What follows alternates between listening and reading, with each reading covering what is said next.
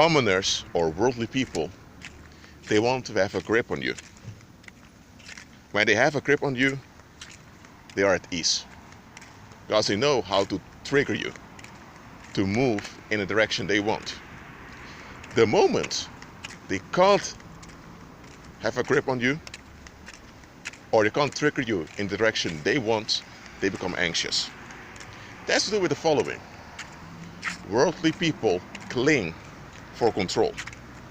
They don't trust God, so they can't walk in God's strength. So because they don't operate in the strength of the Holy Spirit, they need to have something else to operate in. And what's the thing they're operating in, you may ask? Well, the only thing that's left for them is the demonic realm or the paranormal. But not all worldly people are directly involved with the paranormal, okay? But they do follow world leaders who are sold out to the paranormal. So they are enablers of the paranormal, whether they're aware of it or not. Because worldly people cling for control. That's what they want. Because it comes down to this. They are vulnerable creatures. They know this. And as vulnerable creatures, they also have a mortal body. That's another thing that frightens them. So they want to have control to prevent any discomfort or any unpleasant thing from happening around them. That is what they want. And think about it this way. If you don't have any degrees, you don't have any credentials, okay? You have no education whatsoever. And the only thing you have is a job at some supermarket. Now the manager at that supermarket, he has a hold on you. Why? Because without that job at that supermarket, you can't pay your rent. If you can't pay your rent, you're homeless. And once you're homeless, people tend to avoid you. So if you don't have that job, you're in big trouble. And the manager knows this. That's why the manager can get away with making you work extra hours. You have the option to walk away, but if you walk away, there are very potential dangerous consequences coming after you. So you get along with what the quote-unquote boss says. But let's say now your situation changes. You hear that your grandfather, who owned some big ranch somewhere in Colombia, he left you an inheritance. You don't tell anyone, but you have like 400,000 euros on your bank account now, and you also have several shares in diverse companies in Latin America. You never knew that your maternal grandfather was that wealthy. But okay, so now you have that inheritance, and due to the assets you have in those Latin American companies, you have a monthly revenue of around 3,000 euros. And you only earn like 1,200 euros with a job at the supermarket. Now what's going to happen now? Your attitude will change. When you didn't have any other options financially, you had to put up with the pressure of that job and even with the bad behavior of your co-workers, because what option did you have? You had to swallow stuff, you had to take things.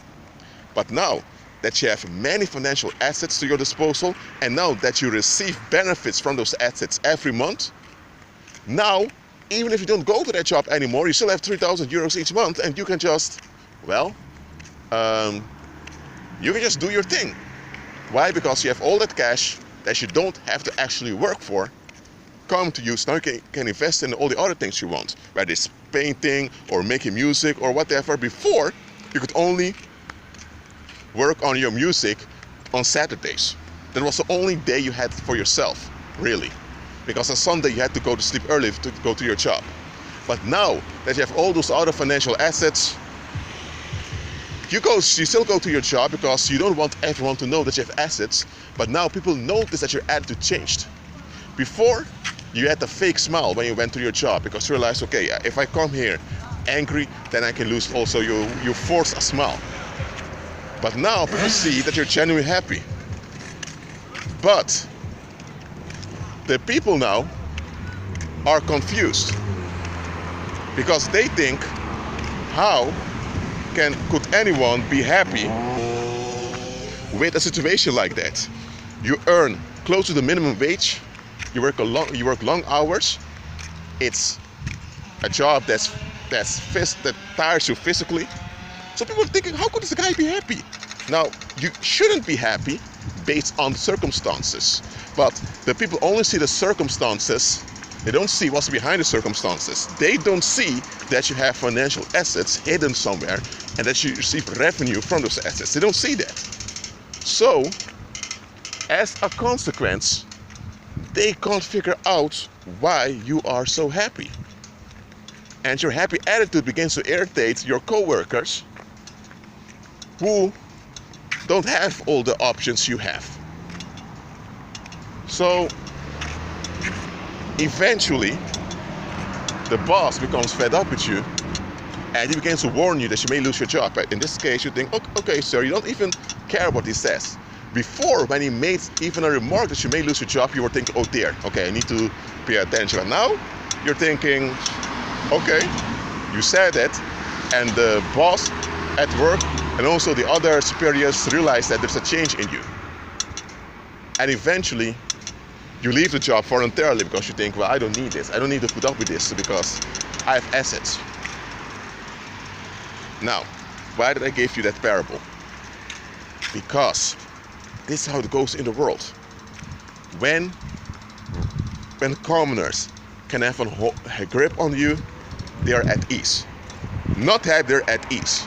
And they're holding on to this ease. So they expect you to give in to this control urge of theirs. That's what they call respect. Respect is all about giving in to the control urge of someone else under the threat of violence.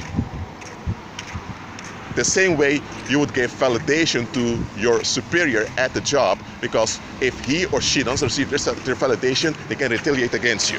And because they have an advantage, that advantage can be used against you. So there's nothing holy nor biblical about respect. Honor is natural. Respect isn't. Respect is fear-based. So God doesn't respect anyone because he's not operating in fear. Because nobody has a grip on the Most High. Nobody. And that's why the reprobates are reprobates, because they can't control the Most High and they can't deal with it. Look, when worldly people, and now I'm not making a parable, now I'm talking to believers directly. When worldly people see that there is some power, some strength that you're operating in that they can't control it because it's not from the world. If it was from the world, they could control it. If it was from the world, they could provoke it. If it was from the world, they could even ignore it, pretend it's not there, and get away with it. But because the power is not from this world, and they don't know where the power comes from, even if they would know it's from God, they don't know God. So because they can't control the Most High, and you have power from the Most High, they will become hostile towards you. Just realize that worldly people will not be happy for you when they can't have a hold on you. Now, there are some people outside of Christ that will be genuinely happy for you with no strings attached. Such people exist, but in general, okay? Because you're dealing with world people in general. You're not dealing only with the exceptions. In general, worldly people are not happy for you unless they can have a hold on you. If you would win the lottery tomorrow, by the way, the lottery most of the time is fake, but let's say you would win the lottery tomorrow and you would have like 2 or 3 million euros, okay? And you can now spend that money the way you want, when you want, and your spending is going to affect other people. And people can't choose the effect because you're the one choosing, so you're the one affecting others, and others are receiving the effect. And if they never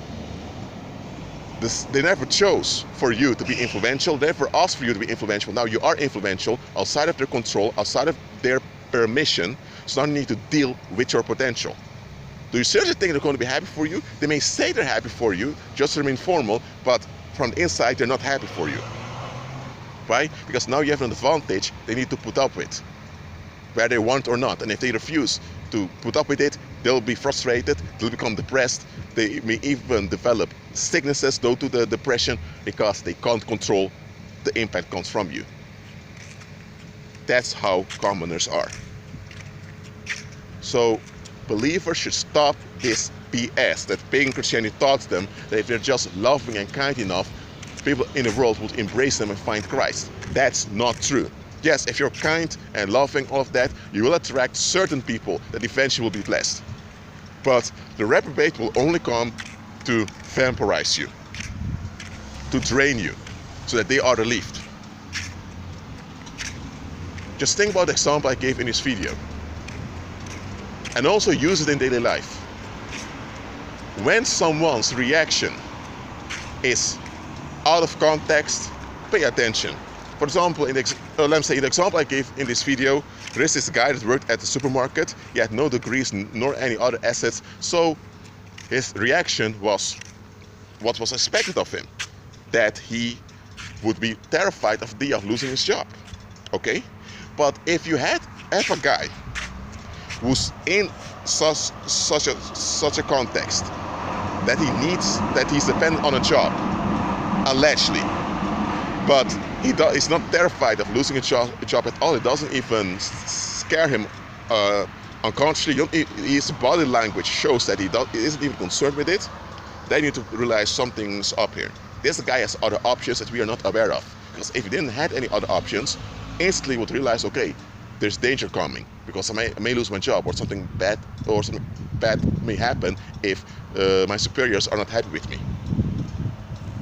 The same way, if you, for example, let's say you have a spouse, and your spouse often stays away from you physically, so there's less physical intimacy, and then you realize, hold on a minute, it's not normal for marital partners to treat each other this way. Then someone else will tell you, your wife, or maybe your husband, I'm not going to say your wife now, may be okay with less physical intimacy because maybe she's getting it from somewhere else. Someone else may just say that to you, and the individual has a point. When you look at the context and someone's reaction is not proper for the context, it means something else is going on. So take that also from this message. Look at the context and how people respond within that context. If the response is not appropriate for the context, look further. That's also something you need to do as a believer. Well, that's it for now. I'm almost at home. Keep agreeing with Christ and be at peace.